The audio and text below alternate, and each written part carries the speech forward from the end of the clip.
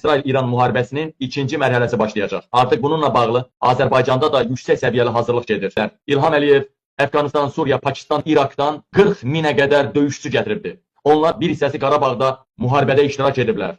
Azərbaycan tərəfi əvvəl bunu inkar etsə də, bir neçə gün öncə İlham Əliyev etiraf edib ki, 44 günlük müharibədə ordumuzla birlikdə Suriyalılarda döyüşübdü və həmin Suriyalı əskərlərdən Ermənistana əsir düşənləri İlham Əliyev bir neçə gün qabaq Azərbaycana təhvil verilməsini Ermənistandan, Paşinyandan xahiş edib və erməni mətbuatı bunu işıqlandırıbdı. Amerikada İsrail üçün Ərdoğanı razı saldılar. İrana qarşı savaşda yalandan ancaq danışa bilər, çox güman ki, hava məkanını aça da bilər.